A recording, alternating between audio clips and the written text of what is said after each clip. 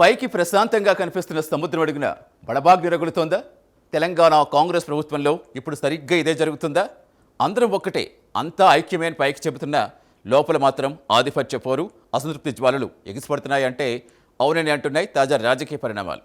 ముఖ్యమంత్రి రేవంత్ రెడ్డితో విభేదిస్తున్న సీనియర్స్ ఇప్పుడు ఒక్కొక్కరిగా తమ గలం విప్పుతున్నారు. తాజాగా జరిగిన కేబినెట్ సమావేశమే దీనికి వేదికగా ఉండటం రాష్ట్ర రాజకీయాల్లో పెను సంచలనంగా మారింది. సీఎం రేవంత్ అత్యంత ప్రతిష్టాత్మకంగా తీసుకున్న మూసీ పునరుజ్జీవ ప్రాజెక్టుపై సాక్షాత్తు సీనియర్ మంత్రి ఉత్తమ్ కుమార్ రెడ్డి ప్రశ్నల వర్షం కురిపించడం, దానికి మరో మంత్రి కౌంటర్ ఇవ్వటం కేబినెట్లో లుకలుకలు బట్టబయలు చేస్తుంది. మరోవైపు దేవాదాయ శాఖ మంత్రి కొండ సురేఖ కేబినెట్ భేటీకి డుమ్మా కొట్టడం వెనుక అసలు కదేంటి? యాదగిరిగుట్ట బోర్డు ఏర్పాటులో ఏం జరిగింది? అసలు తెలంగాణ మంత్రివర్గంలో ఏం జరుగుతోంది? ఢిల్లీ స్థాయిలో పలుకుబడి ఉన్న ఉత్తమ్ వంటి నేతలు నేరుగా సీఎంను ప్రశ్నించడాన్ని ఎలా చూడాలి? రాగల రోజుల్లో తెలంగాణ కాంగ్రెస్లో జరగబోయే పెనుమార్పులకు ఇది నాంది కాబోతోందా? ఉత్కంఠ రేపుతున్న ఈ political inside story prime 9 burning ఇష్యూలో చూద్దాం.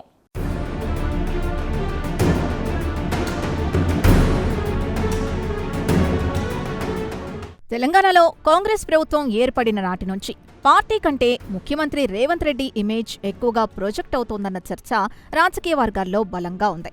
విపక్షాలైన బీఆర్ఎస్, బీజేపీలు కూడా కాంగ్రెస్ పార్టీని కాకుండా వ్యక్తిగతంగా రేవంత్ రెడ్డినే టార్గెట్ చేస్తూ విమర్శలు గుప్పిస్తున్నాయి. అయితే బయట విపక్షాలతో రేవంత్ ఒంటరి పోరాటం చేస్తుంటాయి. లోపల సొంత పార్టీ సీనియర్ల నుంచి కూడా ఆయనకు ఊహించని సవాళ్లు ఎదురవుతున్నాయన్నది తాజా కేబినెట్ భేటీతో స్పష్టమైంది. ప్రభుత్వంలో ఐక్యత అనేది కేవలం ఎండమావిగానే మిగిలిపోయిందా అన్న అనుమానాలు ఇప్పుడు బలపడుతున్నాయి.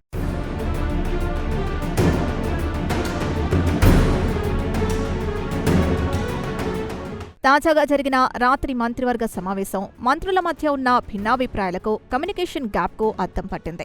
ముఖ్యమంత్రి రేవంత్ రెడ్డి డ్రీమ్ ప్రాజెక్ట్ అయిన మూసీ పునరుజ్జీవం మొదటి దశ అంచనాల ఆమోదం ఈ కేబినెట్ భేటీలో ప్రధాన ఎజెండా. అయితే ఈ ప్రాజెక్టుపై సీనియర్ మంత్రి ఉత్తమ్ కుమార్ రెడ్డి లేవనెత్తిన ప్రశ్నలు కేబినెట్లో తీవ్ర చర్చకు దారితీశాయి. మూసీ ప్రక్షాళనపై ప్రభుత్వంలోనే, అందులోనూ మంత్రివర్గంలోనే ఏకాభిప్రాయం లేదా అన్న సందేహాలను ఈ పరిణామం రేకెత్తించింది.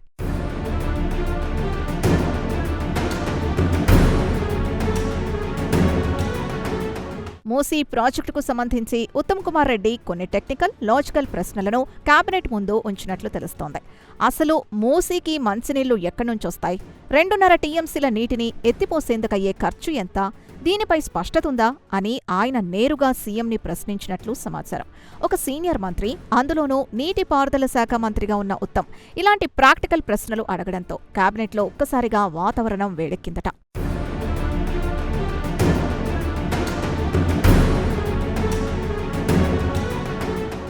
మూసీ ప్రాజెక్టుపై ఉత్తమ్ అడిగిన ప్రశ్నలు పాలనాపరంగా చూస్తే చాలా వ్యాలిడ్ పాయింట్సే.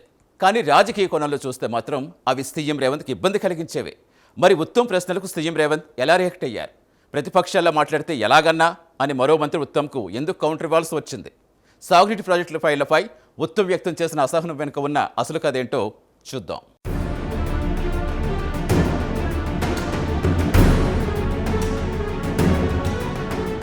ఉత్తమ్ ప్రశ్నలకు సీఎం రేవంత్ రెడ్డి వివరణ ఇచ్చుకోక తప్పని పరిస్థితి ఏర్పడింది. మూసీ పునరుజ్జీవ ప్రాజెక్టు నగర భవిష్యత్తుకు ఎంత అవసరమో, ఈ దిశగా ప్రభుత్వం చేస్తున్న కసరత్తును ప్రజలు ఎలా హర్షిస్తున్నారో సీఎం వివరించే ప్రయత్నం చేశారు. అయితే ఇదే సమయంలో మరో సీనియర్ మంత్రి కల్పించుకొని ఉత్తమ్ ఈ కౌంటర్ ఇచ్చినట్లు తెలుస్తోంది. విపక్షానికి చెందిన ఓ నాయకుడు మూసీని పునరుద్ధరించబోమంటూ చాలా గట్టిగా మాట్లాడుతున్నారు. అలాంటి వారికి మనం బలంగా సమాధానం చెప్పాలి. హదొదిలేసి కేబినెట్లో ఉండి మనం కూడా వారి భాషే మాట్లాడితే ఎలా అన్నా అని సదరు మంత్రి ఉత్తమ్ని ప్రశ్నించినట్లు సమాచారం.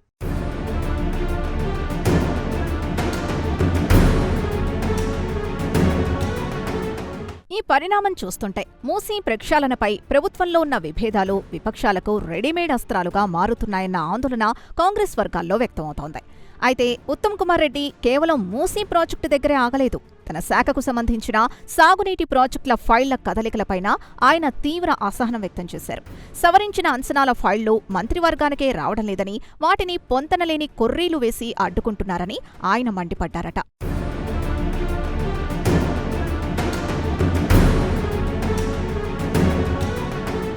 ఫైళ్లు కార్యదర్శి నుంచి ప్రధాన కార్యదర్శి వరకు వెళ్లి అక్కడే ఆగిపోతున్నాయి. ఇలా ఎందుకు జరుగుతోంది? అధికారుల తీరేంటి అని ఉత్తమ్ నిలదీయడం కేబినెట్లో హాట్ టాపిక్ గా మారిందని సమాచారం. మంత్రుల నిర్ణయాల్ని అధికారులు బేఖాతరు చేస్తున్నారా, లేక తెర వెనుక ఇంకెవరి ఆదేశాలైనా అమలవుతున్నాయా అన్న అనుమానాల్ని ఉత్తమ్ పరోక్షంగా లేవనెత్తారు. ఇది కేవలం అధికారుల పనితీరుపై విమర్శ మాత్రమే కాదు, పాలనపై సీఎం కంట్రోల్లో, వ్యవస్థలో జరుగుతున్న జాప్యాన్ని ప్రశ్నించడమేనని రాజకీయ పండితులు విశ్లేషిస్తున్నారు.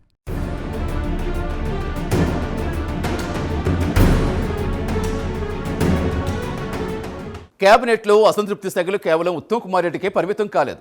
మరో సీనియర్ మంత్రి కొండా సురేఖ ఏకంగా కేబినెట్ సమావేశానికి డొమ్మా కొట్టడం ఇప్పుడు రాజకీయ వర్గాల్లో తీవ్ర కలకలం రేపుతోంది. ఇప్పటికే మంత్రి కొండా సురేఖ, సీఎం రేవంత్ రెడ్డికి మధ్య దూరం పెరిగింది అనే ప్రచారానికి ఈ పరిణామం మరింత బలం చేకూర్చింది. అసలు కొండా సురేఖ అలిగి కేబినెట్ రాకపోవడానికి కారణం ఏంటి? యాదగిరిగుట్ట ఆలయ బోర్డు చుట్టూ అల్లుకున్న వివాదమేంటి? Let's continue.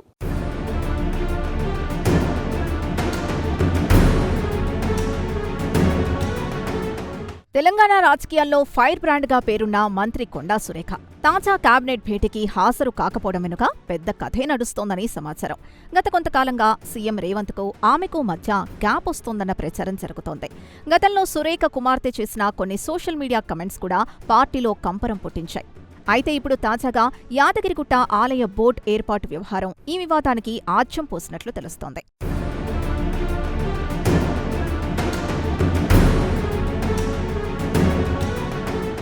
యాదగిరిగుట్ట ఆలయ అభివృద్ధి అథారిటీ బోర్డును ప్రభుత్వం ఇటీవలే ఏర్పాటు చేసింది. అయితే దేవాదాయ శాఖ మంత్రిగా ఉన్న తనకు కనీస సమాచారం ఇవ్వకుండా, తన ప్రమేయం లేకుండానే ఈ బోర్డును ఏర్పాటు చేశారని కొండా సురేఖ తీవ్ర అసంతృప్తితో ఉన్నట్టు ప్రచారం జరుగుతోంది. తన శాఖలో సీఎంఓ నేరుగా జోక్యం చేసుకోవడాన్ని ఆమె జీర్ణించుకోలేకపోతున్నారని, ఆ మనస్తాపంతోనే ఆమె కేబినెట్ సమావేశాన్ని బాయ్కాట్ చేశారని రాజకీయ వర్గాల్లో గుసగుసలు వినిపిస్తున్నాయి.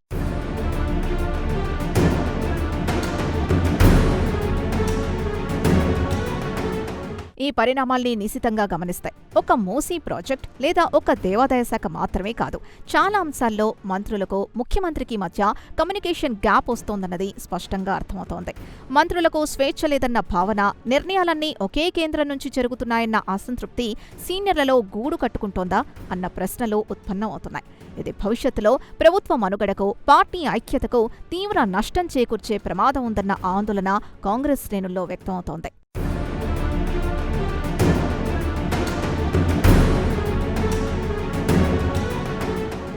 ఉత్తమ్ కుమార్ రెడ్డి, భట్టి విక్రమార్క వీళ్ళు సాధారణ మంత్రులు కాదు. తెలంగాణ నుంచి బలమైన కాంగ్రెస్ నాయకులుగా ఢిల్లీ హైకమాండ్ వద్ద ప్రత్యేక గుర్తింపు ఉన్న సీనియర్స్. అలాంటి ఉత్తమ్ నేరుగా కేబినెట్లో సీఎంను ప్రశ్నించడం, అసహనం వ్యక్తం చేయడం తేలిగ్గా తీసుకునేందుకు వీల్లేదు. మరి ఈ పరిణామాలు ఎటుదారి తీయబోతున్నాయి? రాగల రోజుల్లో తెలంగాణ కాంగ్రెస్ ప్రభుత్వంలో పెను మార్పులకు ఇది సంకేతమా? ముగింపులో చూద్దాం.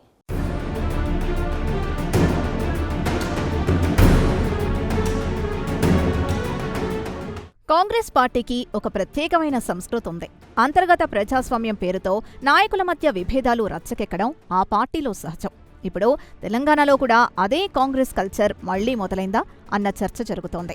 పీసీసీ చీఫ్గా పనిచేసిన అనుభవం, హైకమాండ్తో నేరుగా మాట్లాడగల యాక్సెస్ ఉన్న ఉత్తమ్ కుమార్ రెడ్డి లాంటి నేత కేబినెట్లో ఓపెన్గా తన అసంతృప్తిని వ్యక్తం చేశారంటే దాని వెనుక చాలా బలమైన కారణాలే ఉండి ఉంటాయని విశ్లేషకులు భావిస్తున్నారు.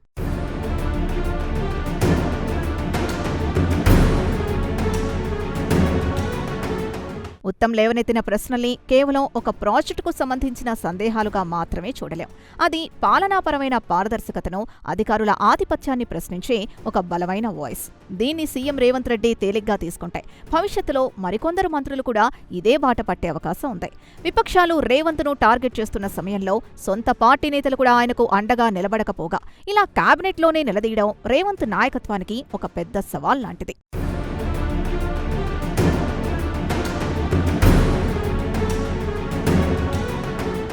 ఈ పరిణామాల్ని కాంగ్రెస్ అధిష్టానం కూడా నిశితంగా గమనిస్తున్నట్లు తెలుస్తోంది. మంత్రుల మధ్య సమన్వయ లోపం, అధికారుల తీరుపై ఫిర్యాదులు ఇలాగే కొనసాగితే రానున్న రోజుల్లో తెలంగాణ కాంగ్రెస్ ప్రభుత్వంలో పార్టీలో పెను మార్పులు జరిగే అవకాశాల్ని కొట్టిపారేలేం. సీఎం రేవంత్ రెడ్డి ఈ అసంతృప్తి జ్వాలల్ని ఎలా చల్లారుస్తారు, సీనియర్లను కలుపుకొని ఎలా ముందుకు వెళ్తారు అన్న దానిపైనే తెలంగాణ కాంగ్రెస్ భవిష్యత్తు ఆధారపడి ఉంది.